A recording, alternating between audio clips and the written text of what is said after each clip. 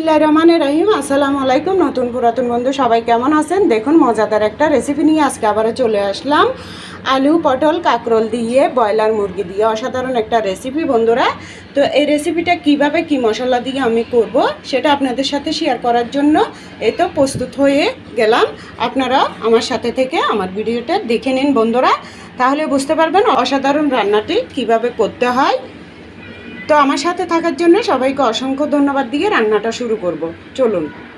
এই তো দেখুন এখানে কাঁকরোল পটল আলু দিয়ে আমি এই যে ব্রয়লার মুরগি 6-7 পিস মাংস দিয়ে এই যে দেখুন সলিড মাংস আর একটুখানি হাড়ও আছে, এগুলো দিয়ে আমি খুবই মজাদার করে আজকে পটল কাঁকরোল আলু দিয়ে মজাদার রেসিপিটা আপনাদের সাথে শেয়ার করব।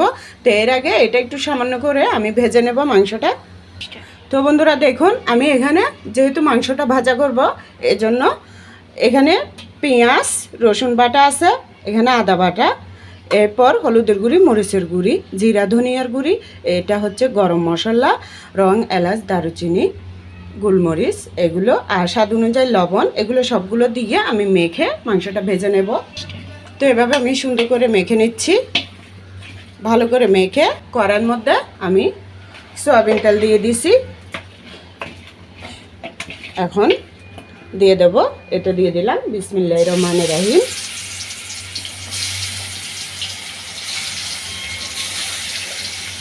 সবগুলো এভাবে সুন্দর করে একদম হালকা করে ভেজে নেব, বেশি কড়া করে ভাজার দরকার নাই। সবজি দিয়ে রান্না করলে একটু হালকা করে ভেজে নিতে হয়, বেশি কড়া ভাজলে এটা মাংসটা শক্ত শক্ত হয়ে যায়, তাতে খেতে তেমন ভালো লাগে না রান্নার পরে। তো বন্ধুরা মুরগির মাংসটা ভাজার পর তুলে রাখছি। এখন আমি আলুটা দিয়ে দিচ্ছি। আলুটা আমি একটুখানি লবণ দিয়ে ভেজে নেব। আর এখানে কিন্তু মুরগির মাংস মাখানো মশলাটার সাথে একটু মেখে নিয়েছি গামলার মধ্যে। তো হাঁড়িটা কিন্তু পাল্টাই ফেলছি, কড়াইয়ের মধ্যে শুধু মাংসটাই ভাজা করছি। তো এখন লবণও দিয়ে দিলাম, দিয়ে এটা ভেজে নিচ্ছি আলুটা। এখন আমি কাঁকরোলগুলো দিয়ে দিচ্ছি। আলুও 3-4টা, কাঁকরোল হবে 5-6টা কাঁকরোল, সবগুলো এভাবে দিয়ে দেব। যেহেতু আলুটা একটু সিদ্ধ হতে দেরি হয় তাই আলুটা আগে ভেজে নিলাম। এরপরে কাঁকরোল দেওয়ার পরে আবারও আমি 1 মিনিট পর্যন্ত ভেজে নেব দুইটা একসাথে। আলুটা দেওয়ার পর 1 মিনিট ভেজে নিছি। 1 মিনিট পরে কাঁকরোলটা দিলাম, কাঁকরোল দিয়ে আবারও 1 মিনিট ভেজে নিছি। এখন আমি পটলটা দিয়ে দেব। পটল 5টা পটল এখানে এভাবে গোল গোল করে কেটে নিছি, একটাকে 2 পিস করে। যেহেতু পটলটা একটু নরম তাই এটা লাস্টে দিচ্ছি। এখন এটা দেওয়ার পর আবার 1 মিনিট ভেজে নেব। এর মধ্যে আলুটা 3 মিনিট হবে, কাঁকরোল 2 মিনিট ভাজা হবে আর পটলটা হবে 1 মিনিট ভাজা। এটি কিন্তু মাংসের সাথে দিলে এই ভাজা সবজিটা খেতে ভীষণ ভালো লাগবে। এখন আমি এগুলো তুলে নেব। খুবই সুন্দর ভাজাটা হয়ে গেছে, তাড়াতাড়ি করে করে তুলে নেব। তো একই তেলের মধ্যে আমি এখানে পেঁয়াজ বাটা রসুন বাটা এই চামচে 3 চামচ দিছি, আদা বাটা দিছি আধা চামচ, এগুলো দিয়ে দিলাম। পেঁয়াজ রসুন আদা বাটা এগুলো একটু কাঁচা গন্ধ যাওয়া পর্যন্ত তেলের মধ্যে নেড়ে নিচ্ছি। তো একটু পানি দিয়ে দিলাম।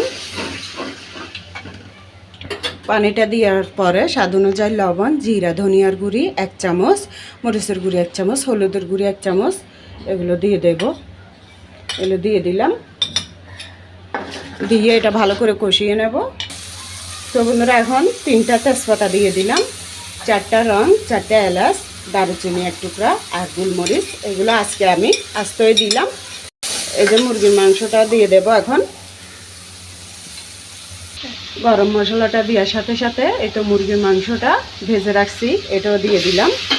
এটা দিয়ে মশলার সাথে ভালো করে নেড়ে চেড়ে আমি সামান্য 1-2 মিনিট কষিয়ে নেব। এইভাবে এই তো সুন্দর করে কিন্তু 1 মিনিট পর্যন্ত কষানো হয়ে গেছে।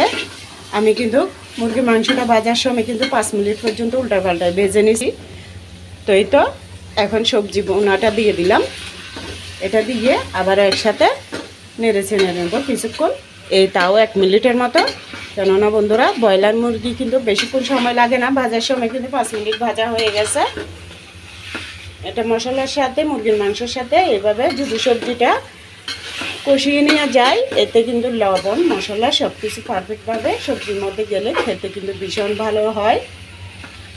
সুন্দরভাবে এভাবে ধারিয়ে থেকে নেড়ে নেড়ে 1-1.5 মিনিট পর্যন্ত কষানো হয়ে গেছে। এখন আমি গরম পানি দিয়ে দেব। গরম পানিটা এতো তরকারি আর মাংসটা ডুবানো পর্যন্ত দেব। এভাবে আমি আরও 5 মিনিট পর্যন্ত এটা রান্না করে নেব। তো দেখুন বন্ধুরা 5 মিনিট পরে আমি কিন্তু চুলাটা অফ করে দিছি। ধরেন আর 1 মিনিট বাড়তে হবে এরকম, যেহেতু এখানে কাঁচামরিচ দিছি, আস্তে 4-5টা বিলাতি ধনিয়া পাতা দিছি। তো একটু ঢাকনা দিয়ে রাখার পরে দেখুন এই পর্যায়ে আসছে। মাশাআল্লাহ কত সুন্দর একটা মানে কালার আসছে, তেলটাও উপরে ভেসে উঠছে। তো বন্ধুরা আপনারাই বলুন এই রান্নাটা খেতে কেমন স্বাদ এবং মজাদার হবে। তো খুবই সুন্দর একটা রেসিপি করে দেখালাম। আলু পটল কাঁকরোল দিয়ে ব্রয়লার মুরগি রান্না করে লবণটা টেস্ট করছি, অনেক ভালো হয়েছে, মুখে খেতে ভীষণ ভালো লাগছে। তো বন্ধুরা ভালো লাগলে লাইক কমেন্ট শেয়ার করে দিবেন। আর নতুন বন্ধুরা দেখে থাকলে নতুন বন্ধু হয়ে পাশে থাকবেন, দুয়ার ভালোবাসা দিয়ে ইনশাল্লাহ আমি আপনাদের পাশে থাকবো। তো সবাইকে অনেক অনেক ধন্যবাদ জানাই এতক্ষণ ভিডিওটি দেখে আমার পাশে থাকার জন্য।